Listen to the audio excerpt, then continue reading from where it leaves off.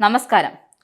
സമസ്തയിലെ league വിരുദ്ധരും league അനുകൂലികളും തമ്മിലുള്ള ഏറ്റുമുട്ടൽ സംസ്ഥാനത്തെ ന്യൂനപക്ഷ രാഷ്ട്രീയത്തിൽ വഴിത്തിരിവായേക്കും. മുസ്ലിം ന്യൂനപക്ഷങ്ങൾക്കിടയിലെ പ്രധാന പാർട്ടിയായി വർത്തിച്ചു പോരുന്ന മുസ്ലിം ലീഗിന്റെ സമുദായത്തിലെ അപ്രമാദിത്വത്തിന് അന്ത്യം കുറിക്കാൻ സമസ്തയിലെ ഭിന്നത കാരണമാകുമോ എന്ന ആശങ്കയുണ്ട്. ലീഗ് പ്രവർത്തകരുടെ വോട്ട് ബാങ്കായി പ്രവർത്തിക്കുന്ന സമസ്തയിൽ ഉണ്ടായിരിക്കുന്ന ഭിന്നത ഇനിയും മുന്നോട്ടു പോയാൽ അത് ലീഗിനെ ഉലയ്ക്കും. സമസ്തയിലെ ഒരു വിഭാഗം ലീഗ് കൂടാരം വിട്ടുപോയി. ഇടത് പാളയത്തിൽ അഭയം തേടിയതിൽ അത് മുസ്ലിം ജനസാമാന്യത്തിന്റെ പാർട്ടി എന്ന് കരുതിപ്പോന്ന ലീഗിനെ ദുർബലമാക്കും.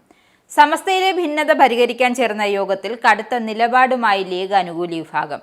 മുസ്ലിം ലീഗും പാണക്കാട് തങ്ങൾക്കുമെതിരെ ഒരു വിഭാഗം നടത്തുന്ന പ്രവർത്തനങ്ങളിൽ നിന്നും പിന്തിരിയണമെന്നും അത്തരം നടപടികൾ സ്വീകരിക്കുന്നവരുമായി ഒത്തുപോകാൻ സാധ്യതയില്ലെന്നും അവർ വ്യക്തമാക്കി. സമസ്തയിലെ ലീഗ് അനുകൂലികളും വിരുദ്ധരും തമ്മിലെ പ്രശ്നങ്ങൾ പരിഹരിക്കാൻ കോഴിക്കോട് ചേർന്ന യോഗത്തിലാണ് നേതാക്കൾ നിലപാട് വ്യക്തമാക്കിയിരിക്കുന്നത്. ഈ രീതിയിൽ മുന്നോട്ടു പോയാൽ സമസ്തയിലെ 100ാം വാർഷികം രണ്ടായി ആഘോഷിക്കേണ്ടി വരുമെന്നാണ് യോഗത്തിൽ നൽകുന്ന മുന്നറിയിപ്പ്. 1989 കാന്തപുരം അബൂബക്കർ മുസ്ലിയാർ സമാന്തര സംഘടന രൂപവൽക്കരിച്ച് വേറിട്ടു പോയപ്പോൾ സമസ്തയെ പിടിച്ചു നിർത്തിയത് മുസ്ലിം ലീഗാണെന്ന് ലീഗ് അനുകൂലി നേതാക്കൾ ഓർമ്മിപ്പിക്കുന്നു.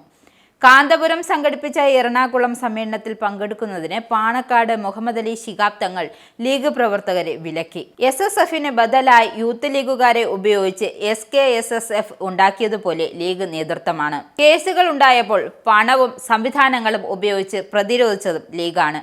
ഈ ചരിത്രമൊക്കെ വിസ്മരിച്ച് ലീഗിനെയും പാണക്കാട് തങ്ങളെയും തള്ളിപ്പറയുന്നത് മറുവിഭാഗം ഒഴിവാക്കണം. ഇങ്ങനെ പോവുകയെങ്കിൽ സമസ്ത 100ാം വാർഷികം സമാന്തരമായി ആഘോഷിക്കേണ്ടി വരുമെന്നാണ് അവർ മുന്നറിയിപ്പ് നൽകുന്നത്. CIC പ്രശ്നത്തിൽ അതിന്റെ അധ്യക്ഷനായി സാദിഖ് അലി തങ്ങൾ നടത്തുന്ന പരിഹാര ശ്രമങ്ങൾ പൂർത്തിയാക്കാനാകാതെ അവരുമായുള്ള ബന്ധം സമസ്ത വിച്ഛേദിക്കാൻ പാടില്ല. വാഫി കോഴ്സിൽ കുട്ടികളെ ചേർക്കൽ രക്ഷിതാക്കളുടെ തീരുമാനമാണെന്നും അതിനെ തടയിടുന്ന നടപടി ഉണ്ടാകരുത്. പാണക്കാട് കുടുംബവും സമസ്തയും തമ്മിലെ ബന്ധം തകർക്കാൻ ശ്രമിക്കുന്നവരെ നിലനിർത്തിയില്ലെങ്കിൽ മഹല്ലുകൾ നഷ്ടപ്പെടുന്ന സാഹചര്യമുണ്ടാകുമെന്നും അവർ ചൂണ്ടിക്കാട്ടുന്നു. ഇരുവിഭാഗങ്ങളുടെയും പ്രശ്നങ്ങൾ MD അബ്ദുല്ല മുസ്ലിയാരുടെ അധ്യക്ഷതയിൽ അവതരിപ്പിച്ചത്. ഇത് രേഖപ്പെടുത്തുകയും ഇരുവിഭാഗത്തെയും വായിച്ച് കേൾപ്പിക്കുകയും ചെയ്തു. ഇക്കാര്യത്തിലുള്ള തീരുമാനം നേതൃത്വം കൂടിയാലോചിച്ച് ഉടൻ പ്രഖ്യാപിക്കണമെന്ന് ജിഫ്രി തങ്ങൾ അറിയിച്ചു. അതുവരെ ആരെങ്കിലും പരസ്പരം കുറ്റപ്പെടുത്തുന്ന സമീപനം സ്വീകരിച്ചാൽ നടപടി ഉണ്ടാകുമെന്നും അദ്ദേഹം സാദിഖ് അലി തങ്ങളോട് വ്യക്തമാക്കി. കേന്ദ്ര മുഷാവറ അംഗം മുസ്തഫൽ ഫൈസിക്കെതിരായ സസ്പെൻഷൻ പിൻവലിക്കണമെന്ന ലീഗ് അനുകൂലികളുടെ ആവശ്യത്തിൽ മുഷാവറയാണ് തീരുമാനമെടുക്കേണ്ടതെന്നും നേതാക്കൾ വ്യക്തമാക്കി. റംദാൻ കഴിയുന്നതോടെ സാവകാശം പ്രശ്നങ്ങൾക്ക് പരിഹാരമുണ്ടാക്കുമെന്നാണ് നേതാക്കൾ കണക്കുകൂട്ടുന്നത്. അതുവരെ നേതാക്കൾ പരസ്യ പ്രതികരണം പാടില്ല എന്ന ശക്തമായ താക്കീതും നിലനിൽക്കുന്നുണ്ട്. നിങ്ങൾക്കും ആനന്ദ മീഡിയയുടെ പ്രേക്ഷകരിൽ ഒരാളാകണ്ടേ?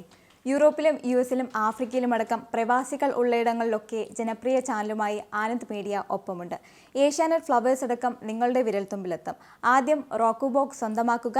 അതിൽ നിന്നും ആനന്ദ് മീഡിയ ആപ്ലിക്കേഷൻ ഡൗൺലോഡ് ചെയ്യുക, ഇൻസ്റ്റാൾ ചെയ്യുക.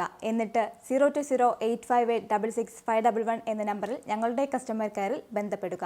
അല്ലെങ്കിൽ +91 735 660 3747 എന്ന നമ്പറിൽ വാട്സപ്പ് ചെയ്യുക. ആനന്ദ് മീഡിയയുടെ സേവനങ്ങൾ സ്വന്തമാക്കുക. മറ്റു ചാനലുകൾക്കൊപ്പം ആനന്ദ് TVയും എൻജോയ് ചെയ്യുക.